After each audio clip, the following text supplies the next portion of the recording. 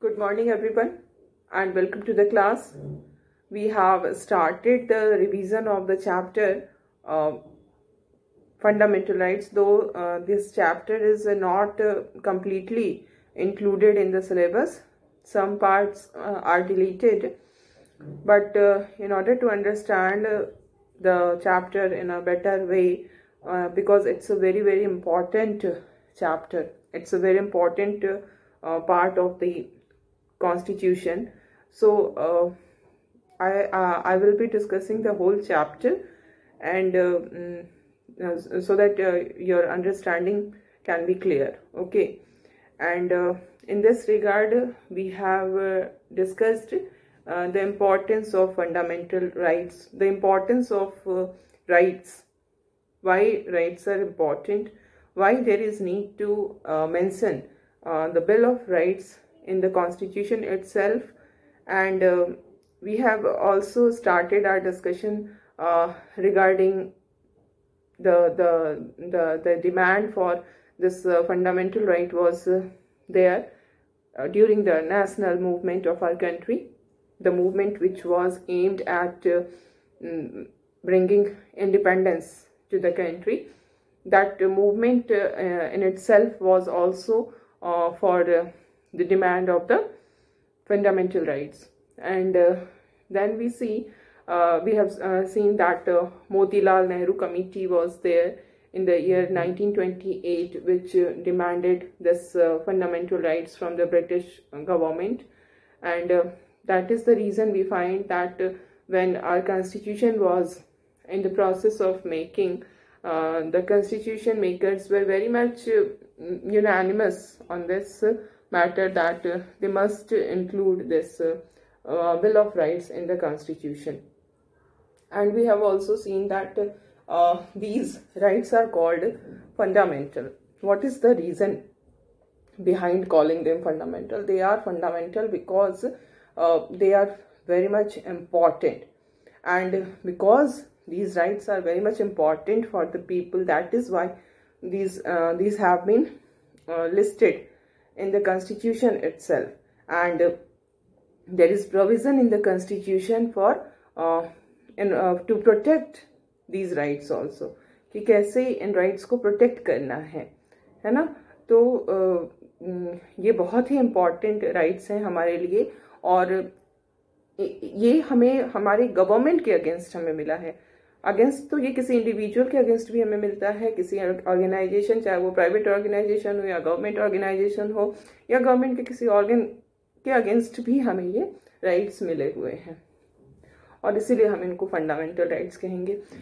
Now a very important question arise that there are many other rights also other than fundamental rights, which are not fundamental rights. These are called legal rights. Okay, so we can say broadly there are two types of rights. One is legal rights and another is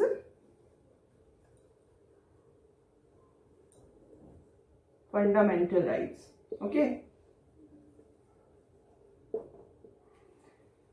तो जो legal rights होते हैं उसका क्या मतलब होता है और फंडामेंटल राइट का क्या मतलब होता है, इन दोनों के बीच में क्या डिफरेंस होता है, this is a very important part of your understanding, जिसमें हम देखेंगे कि लीगल राइट्स वो होते हैं which are protected and enforce by ordinary law of the land.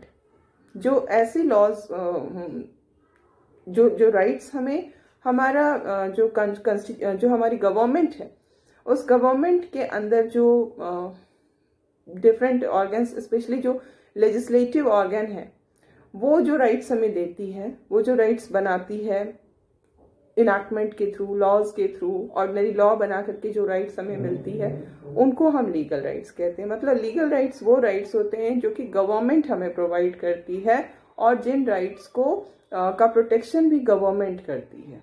These rights are not mentioned in the constitution. These are the rights given by the government, and these rights are protected by the government only.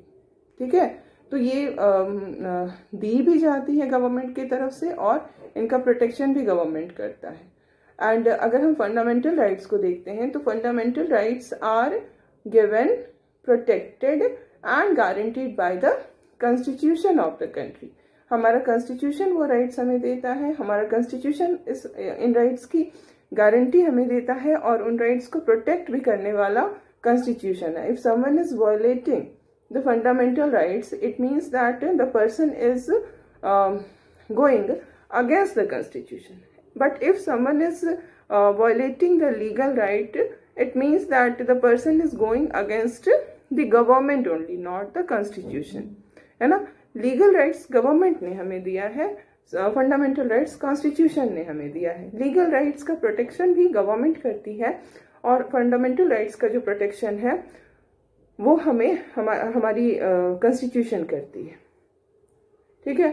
और इसमें एक और भी difference हमें देखने को मिलता है कि अगर किसी लीगल राइट में कोई चेंजेस लाने हो तो वो कौन लाएगा? Who will bring changes in any ordinary legal right? It will be done by the legislature, है ना। जो लेजिस्लेटिव बॉडी है हमारी गवर्नमेंट की, जैसे हमारी पार्लियामेंट है, तो पार्लियामेंट अगर कोई भी लीगल राइट हमें मिला हुआ है उसमें किसी भी तरह के कुछ भी चेंजेस करने हैं तो वो चेंजेस कौन करेगी? वो पार्लियामेंट करेगी। और अगर हमारे फंडामेंटल राइट्स में कुछ चेंजेस लाना हो तो वो चेंजेस पार्लियामेंट नहीं करती है, बल्कि फंडामेंटल राइट्स में चेंजेस लाने के लिए क्या करना होगा कि कॉन्स्टिट्यूशन को ही अमेंडमेंट करनी होगी, कॉन्स्टिट्यूशन को ही बदलना होगा, उसमें चेंजेस लाने होंगे। तो ये क्या देखते हैं कि गवर्नमेंट जिस लॉ को, जिस राइट को हमें दे रही है, जिसको हम लीगल राइट कह रहे हैं, उसको बदला जा सकता है, पार्लियामेंट उसको बदल सकती है। It is we can say it is an easy process, है ना। By adopting the procedure the parliament can change the legal rights, but the parliament can not change the fundamental rights. Fundamental rights जो होते हैं उनको parliament change नहीं कर सकती है। अगर उसमें कोई भी चेंज लाना है तो वो कॉन्स्टिट्यूशन लाएगी। इसके अलावा अगर और भी जो डिफरेंसेस हम देखते हैं वो ये है कि फंडामेंटल राइट्स जो होते हैं वो उसके प्रोटेक्शन का, हालांकि these are guaranteed by the constitution, these are protected by the constitution, but the constitution will not come to protect it. आखिर कॉन्स्टिट्यूशन ने ये किसी को रिस्पॉन्सिबिलिटी दी है कि आपको ये फंडामेंटल राइट्स को प्रोटेक्ट करना है, तो the constitution has given this responsibility to protect the fundamental rights to the judiciary. हमारी जो जुडिशियरी है उसको, उसकी ये रिस्पॉन्सिबिलिटी है कि वो लोगों के फंडामेंटल राइट्स को प्रोटेक्ट करे। अगर कोई भी गवर्नमेंट का कोई भी ऑर्गन ऐसा कोई भी एक्ट करती है जिससे कि लोगों के फंडामेंटल राइट्स का वायलेशन होता है तो क्या होगा? तो उस कंडीशन में जो जुडिशियरी है वो उसके प्रोटेक्टर का रोल प्ले करेगी। और जुडिशियरी किसी भी एक्ट को जो कि लेजिस्लेचर ने बनाया है या कोई भी डिसीजन जो कि एग्जीक्यूटिव ने लिया है उसको वो इनवैलिड कह सकती है if the provisions of the law made by the legislature or the decision taken by the executive is against the fundamental rights। अगर वो लोगों के फंडामेंटल राइट्स के अगेंस्ट है, कोई भी लॉ जिसको पार्लियामेंट ने बनाया है, कोई भी डिसीजन जिसको कि एग्जीक्यूटिव ने लिया है, अगर वो फंडामेंटल राइट्स के अगेंस्ट है तो ये कोर्ट के पास ये पावर होता है कि वो उसको इलीगल डिक्लेयर कर देगी।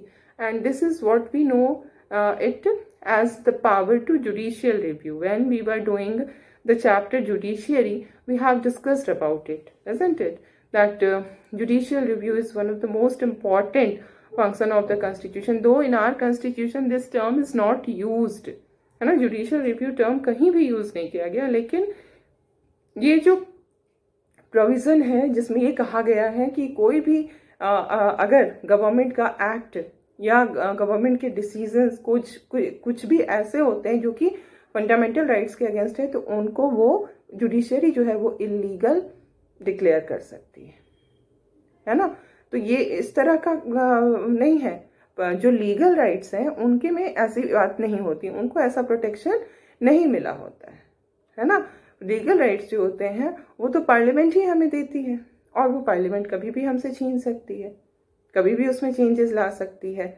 और इसके लिए ये कोई ऐसा नहीं है कि वो जुडिशियल रिव्यू में जाएगा उसका पार्लियामेंट का एक्ट, है ना। तो these are the differences between legal rights and fundamental rights.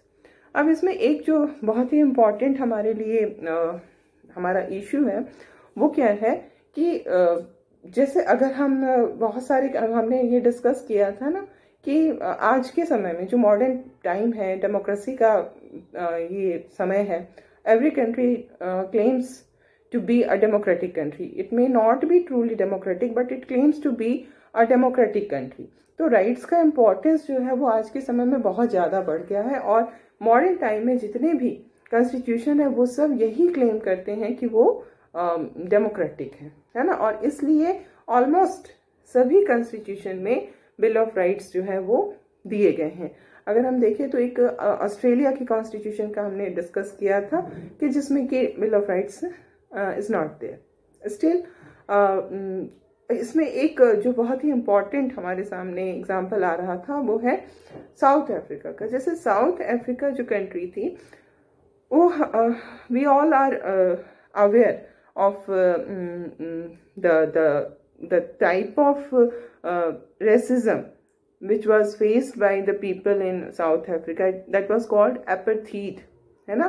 बहुत ही बुरी तरह का वहाँ पे जिसको हम कहते हैं there was discrimination on the basis of the color of the skin, जिसको हम रेसिज्म कहते हैं। और इसी रेसिज्म के कारण क्या था वहाँ पर कि सेपरेट बिल्कुल ही ब्लैक्स के लिए एंड वाइट्स के लिए everything was separate, and this separation of races it was known as the policy of apartheid, which was adopted by the colonial government in South Africa. So south Africa कई बार हमारे discussion में आया है, और हम सब जानते हैं कि साउथ अफ्रीका में नेल्सन मंडेला के लीडरशिप में ये हुआ, नेशनल मूवमेंट वहाँ का हुआ, अफ्रीकन नेशनल कांग्रेस वहाँ पर थी। जैसे इंडिया में इंडियन नेशनल कांग्रेस थी, वैसे ही अफ्रीका में अफ्रीकन नेशनल कांग्रेस थी, और वहाँ के जो लीडर थे वो वाज नेल्सन मंडेला। तो बहुत लंबी लड़ाई लड़ी गई वहाँ भी, और जाकर के 1994 में आज़ादी मिली थी साउथ अफ्रीका को। 1994 में आज़ादी मिलती है साउथ अफ्रीका को।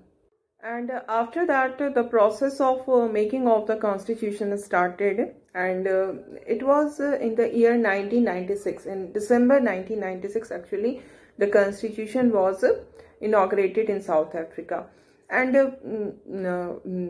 it was not an easy task to make a constitution for a country which has experienced such a high level of discrimination. Not only this, in spite of becoming an independent country, there was threat of a civil war, because जो वहाँ पे white population थी वो वहाँ पे बसी हुई population थी। मतलब ये नहीं कि वो आए और चले गए।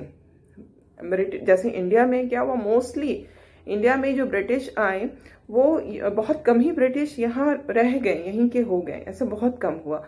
बट साउथ अफ्रीका में जो जो जो जो ब्रिटिश थे वो वहीं रह गए थे।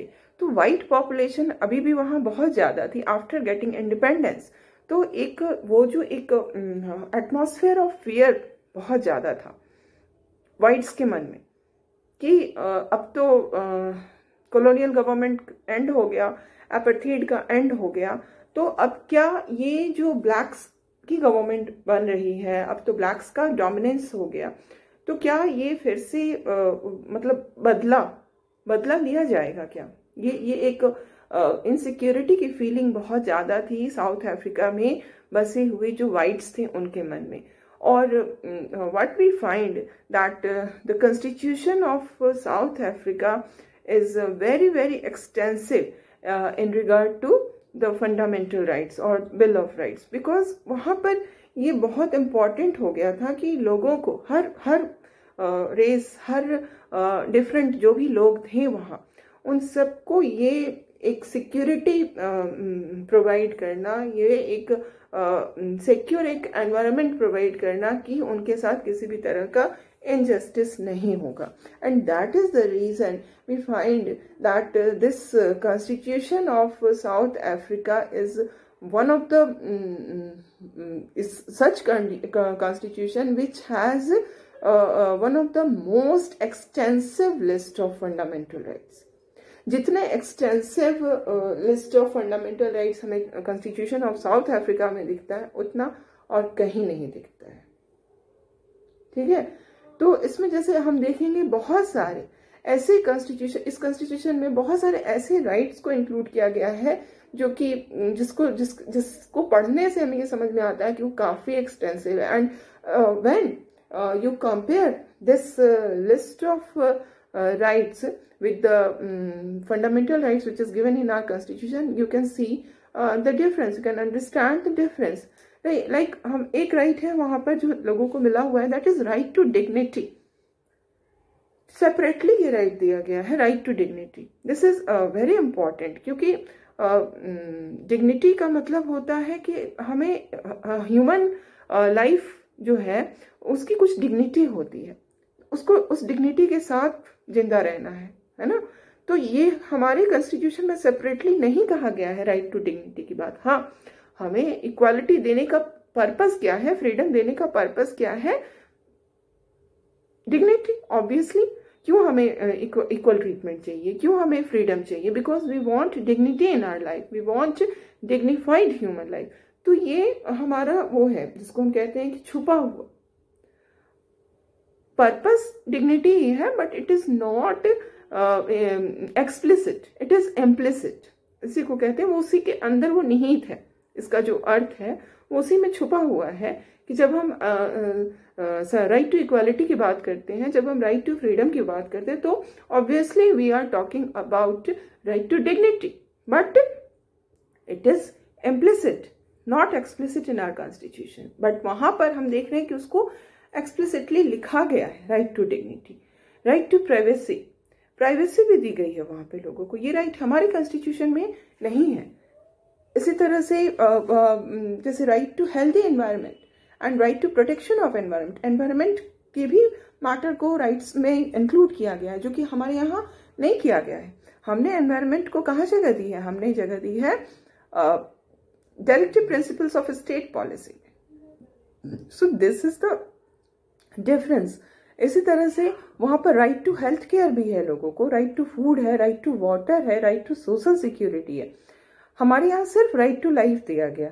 इसमें बाकी चीजें जो है, जैसे राइट टू फूड है, राइट टू लाइवलीहुड है, राइट टू शेल्टर है, राइट टू हेल्थ केयर है, ये सब हमारे ओरिजिनल कॉन्स्टिट्यूशन में नहीं था. ये तो बाद में एक्सपैंड हुआ बाय जुडिशियल इंटरप्रिटेशन. जब हमने आगे के चैप्टर्स को डिस्कस किया है तो उसमें ये सब चीजें हम पढ़े हुए. तो कहने का मतलब यही है कि जो साउथ अफ्रीका का कॉन्स्टिट्यूशन है उसमें जो बिल ऑफ राइट्स जो है वो बहुत ही ज्यादा एक्सटेंसिव है.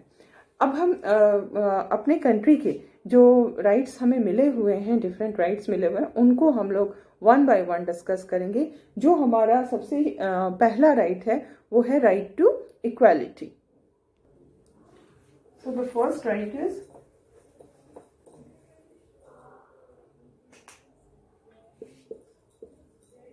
right to equality.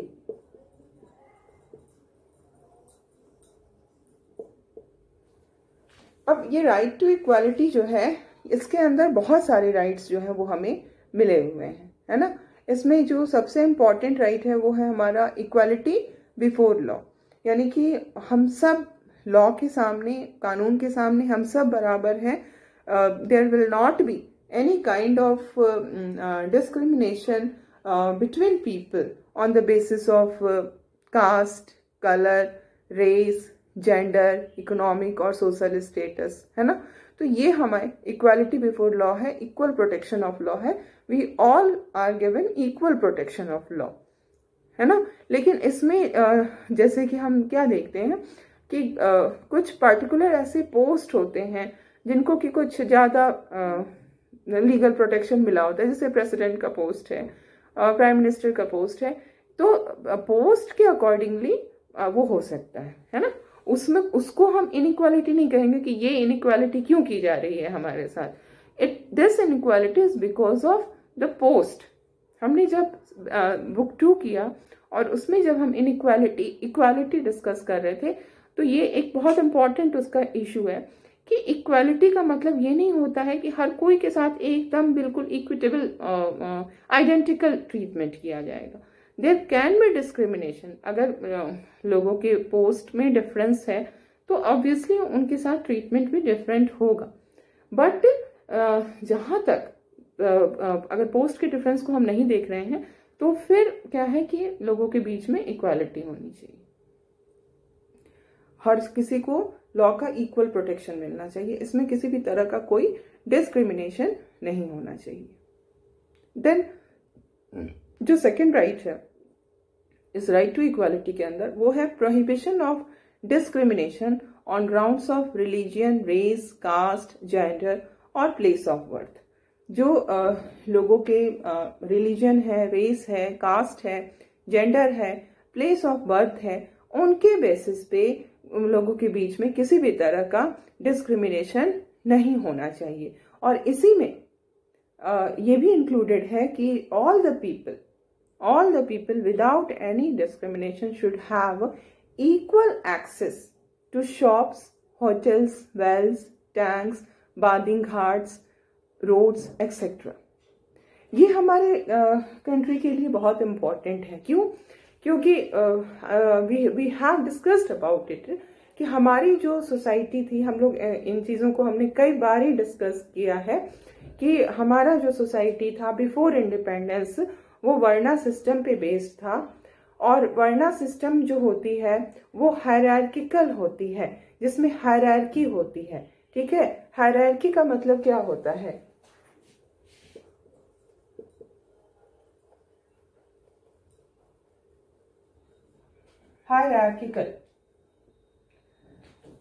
हायरार्किकल जो है वो हायरार्की से बना है शब्द। अब ये हायरार्की क्या होती है? हायरार्की का मतलब है एक, जिसको हम कह सकते हैं, ये क्या है? ये एक सीढ़ियां है ना? सीढ़ी। अब ये सबसे नीचे बॉटम का स्टेयरकेस है, फिर इसके ऊपर जाएंगे, ऊपर चढ़ना है तो, है ना, ऐसे ऐसे ये हमारी सीढ़ी होती है। इस सीढ़ी में क्या होता है कि ये जो स्टेप है ये सबसे नीचे है, इसके ऊपर ये है, इसके ऊपर ये है, इसके तो ठीक इसी तरह से हमारा सोसाइटी का कंस्ट्रक्शन था। सबसे नीचे जो है यहाँ पर कौन होते थे? शूद्रास।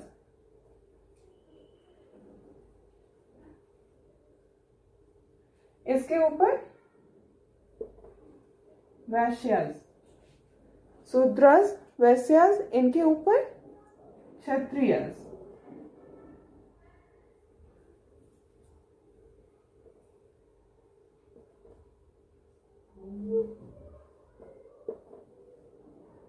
इनके ऊपर ब्राह्मणस। तो ये स्ट्रक्चर था हमारी सोसाइटी का, है ना। तो इसमें क्या होता है, जो शूद्रास है उनको सबसे इंफीरियर माना जाता था।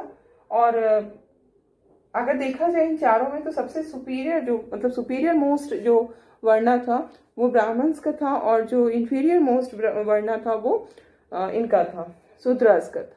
ठीक है, तो अब इसमें क्या होता था कि जो शूद्रास थे उनके साथ सबसे ज्यादा इल ट्रीटमेंट होता था सोसाइटी के अंदर।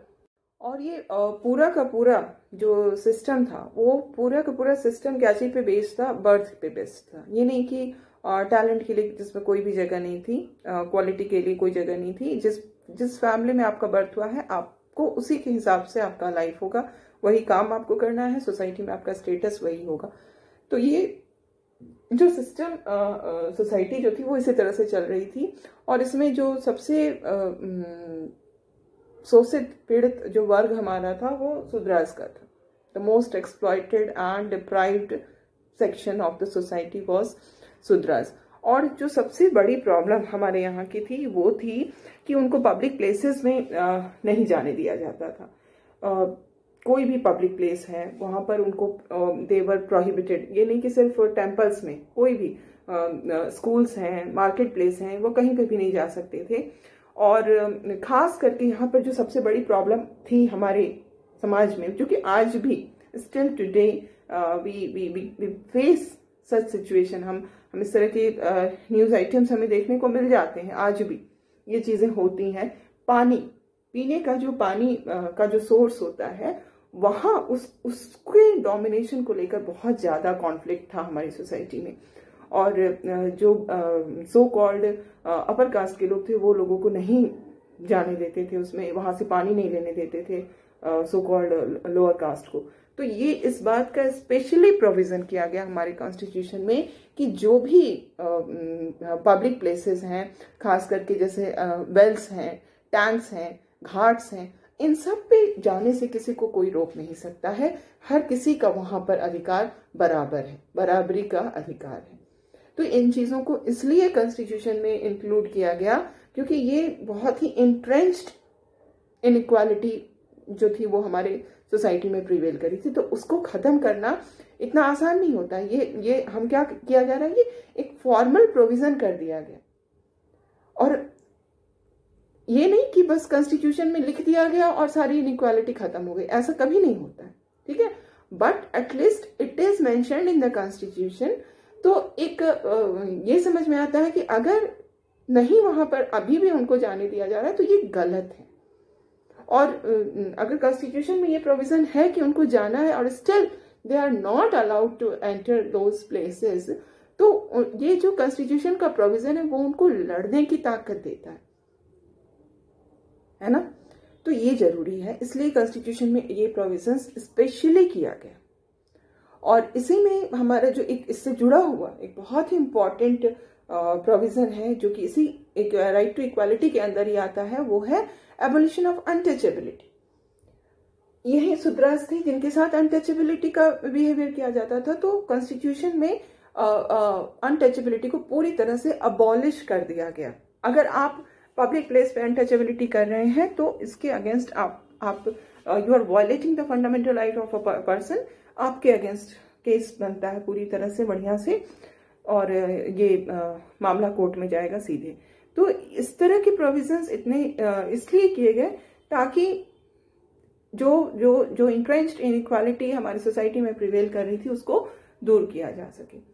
तो इसी में एबॉलिशन ऑफ अनटचेबिलिटी आता है। और यह आर्टिकल 17 है, जो कि बहुत ही ज्यादा इंपॉर्टेंट है, आर्टिकल 17, ठीक है।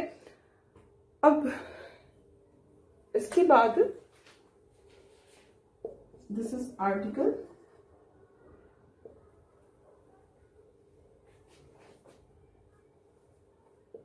17. It is about abolition of untouchability.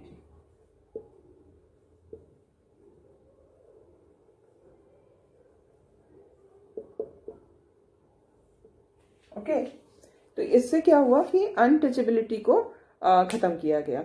इसके अलावा ये नहीं था कि सिर्फ हम इक्वालिटी ला करके कि हर किसी के लिए पब्लिक प्लेसेस पे जो एक्सेसिबिलिटी है वो है, everyone can access the public place, everyone no one can practice this untouchability। सिर्फ इतना करना जो था वो सफिशिएंट नहीं था in order to bring equality। और इसलिए हमारे कॉन्स्टिट्यूशन में एक आर्टिकल 16 जो है उसको भी ऐड किया गया, जो कि बहुत ही इम्पोर्टेंट आर्टिकल है। दैट इज आर्टिकल 16 का क्लॉज 4 स्पेशली जो है वो बहुत ही इम्पोर्टेंट है। तो ये आर्टिकल 16 क्लॉज 4 ये क्या है?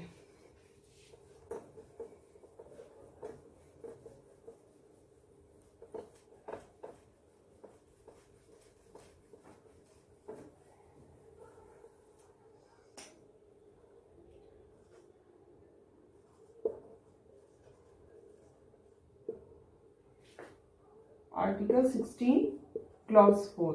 आर्टिकल 16 क्लॉज 4 जो है वो ये कहता है कि हमारे यहाँ जो भी गवर्नमेंट जॉब्स हैं उसमें सबको इक्वालिटी ऑफ अपॉर्चुनिटी मिली है, लेकिन इक्वालिटी ऑफ अपॉर्चुनिटी के साथ साथ ये because of this article 16 clause 4 what is done that the state it is given in this article that the state can make any provision for the reservation of appointment or post in favor of any backward class of citizens.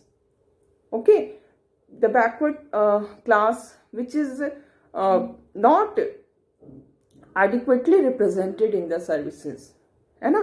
अगर कोई भी ऐसा cast है जिसके बारे में government का ये व्यू है कि उसका एडिक्वेट रिजर्वेशन एडिक्वेट रिप्रेजेंटेशन नहीं हो पा रहा है, उसको जितनी इक्वालिटी ऑफ अपॉर्चुनिटी दी गई, सबके लिए ओपन है, सबके लिए फ्री है गवर्नमेंट जॉब्स, है ना. जो भी कॉम्पिटिटिव एग्जाम्स के एडवर्टीजमेंट्स निकलते हैं, अगर उस पर इफ यू हैव नोटिस्ड, बस एक ही चीज होता है उसके में, एजुकेशनल क्वालिफिकेशन और एज का एक लिमिटेशन होता है. उसमें किसी कास्ट या जाति को लेकर के किसी भी तरह की, कास्ट या रिलीजन या जेंडर को लेकर भी किसी तरह का वो भेदभाव नहीं होता है. लेकिन सिर्फ इक्वालिटी ऑफ अपॉर्चुनिटी प्रोवाइड करना will not B sufficient to bring equality in such society which was based on discrimination, which was based on ill treatment of a particular section of the society. So in order to give that particular section of society adequate representation, it is provided in the constitution through this article that the state can reserve some post in favor of any backward class if it is of the opinion that the class is not adequately represented. We will continue with this discussion in the next class.